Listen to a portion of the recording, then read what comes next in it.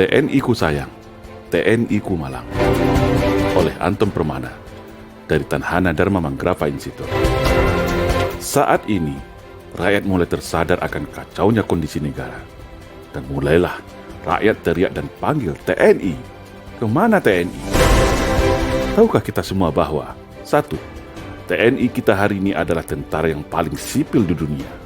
Karena personilnya tak boleh bawa senjata, yang nampak bawa sarung pistol kosong di mana-mana. 2. Tahukah kita bahwa secara sistematis TNI kita seharusnya sebagai komponen utama alat pertahanan negara sekarang sudah bergeser menjadi komponen pembantu. Karena tugasnya hanya menjadi pembantu. Membantu tugas Polri, membantu bencana, membantu pemadaman kebakaran hutan, bahkan untuk menumpas separatisme yang jelas bahagian tugas pokok TNI tetap difungsikan untuk membantu Polri dalam tugas operasi penumpasan separatis yang diganti nama jadi kriminal dengan 1000 alasan. Yang komponen pendukung seperti komponen utama yang sudah jelas komponen utama TNI malah seperti komponen pendukung. Aneh bin ajaib. Yang ketiga, tahukah kita bahwa TNI kita hari ini sudah menjadi korban adu domba politik belah bambu antara TNI dan Polri, di mana Polri atas kebijakan politik dijadikan terdepan dalam implementasi konsep democratic policing. Sementara RUU Kamnas sengaja di-PTS-kan. Makanya TNI selalu berada di belakang Polri atau sebagai pembantunya saja. Yang keempat, tahukah kita bahwa jumlah Polri hari ini sudah 3 kali lipat jumlah TNI alias 1:3, di mana secara anggaran pun Polri jauh fantastis di atas anggaran TNI.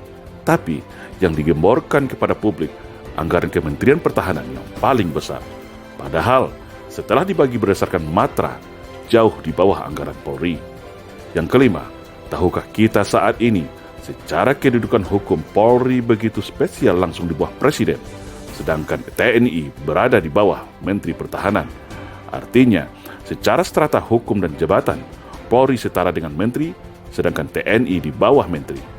Yang keenam, tahukah kita bahwa sudah hampir semua peran TNI saat ini sudah diambil alih oleh polisi, termasuk peran pembinaan teritorial, cipta kondisi dan pasukan kombatan. Yang ketujuh, tahukah kita bahwa secara persenjataan organik, hari ini Polri lebih canggih daripada senjata organik TNI. Senjata pasukan Densus 88, Gegana, dan Brimob, Polri lebih canggih daripada senjata Batalion Infanteri Raider sekalipun. Yang kedelapan, tahukah kita saat ini ada namanya istilah multifungsi Polri yang melebihi peran dwifungsi ABRI era Orde Baru yang dulu kita caci maki. Saat ini peran polisi sangat dahsyat dan luar biasa. Sampai ada anekdot yang beredar, NKRI adalah kepanjangan dari Negara Kepolisian Republik Indonesia. Yang kesembilan, tahukah kita saat ini tak jelas lagi batas antara dimensi pertahanan dan keamanan, di mana seharusnya jelas mana yang tugas pokok TNI sebagai komponen utama pertahanan dan mana tugas Polri sebagai komponen pendukung. Yang ke-10, tahukah kita saat ini fungsi teritorial TNI sudah diberi tak jelas lagi fungsi dan tugasnya.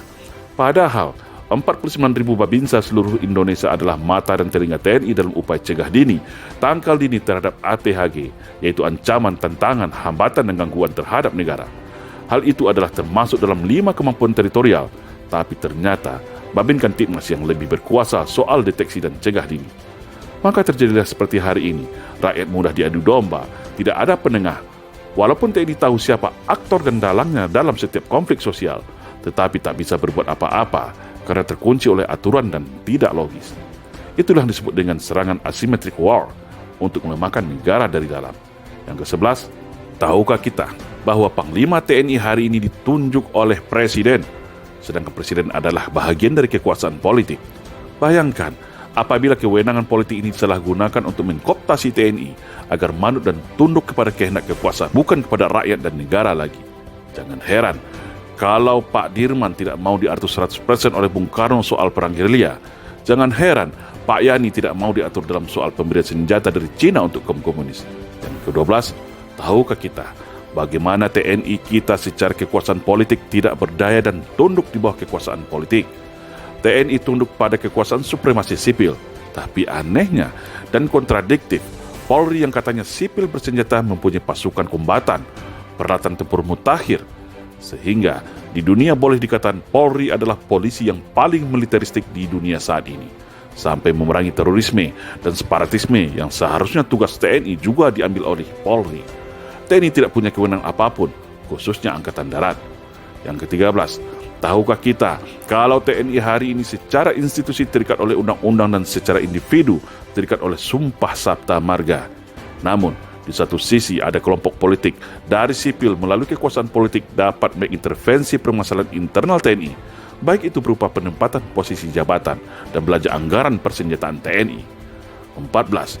Sadarkah kita, slogan sinergitas TNI Polri hanyalah cara halus mengikat TNI ke belakang, tetapi memberikan kekuasaan luas kepada Polri di depan. Logikanya, buat apa dulu TNI Polri dipisah, lalu saat ini diikat lagi dengan bahasa sinergitas? Kan jadi aneh dan menimbulkan tanda tanya besar. Sinergitas artinya tetap di bawah kendali Polri. Nah, semua penjelasan di atas adalah baru beberapa bahagian yang menjadi beban tugas, beban moral, beban psikologis mental prajurit TNI dalam menunaikan bakti pada negara. Sudah sangat jelas bagaimana upaya sistematis untuk mengekang TNI, melumpuhkannya, dan menempatkannya berada di belakang peran dan tugas Polri. Sungguh TNI ku sayang dan TNI ku malang. Ketika ada kejadian berupa perang, bencana alam, dan gangguan keamanan berat, TNI baru dipanggil untuk diperbantukan.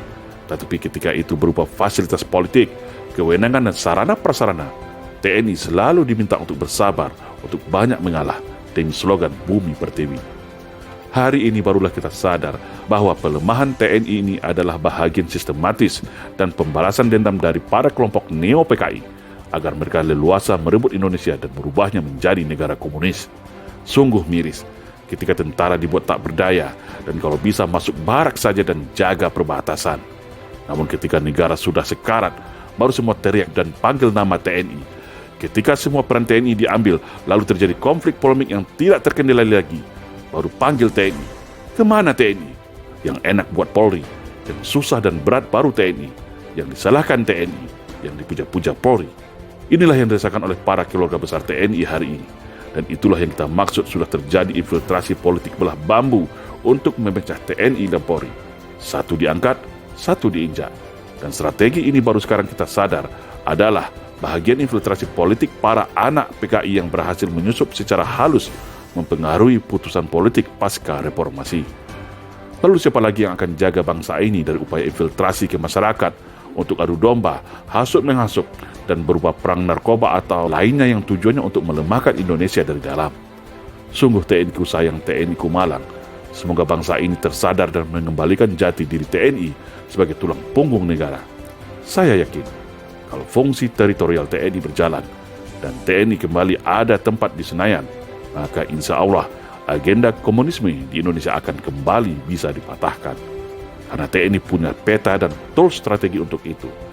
TNI harus kembali menjadi jati dirinya sebagai prajurit Sabta Marga yang berwibawa sebagai penjaga Garuda, pengawal Pancasila, garda utama menjaga keutuhan NKRI.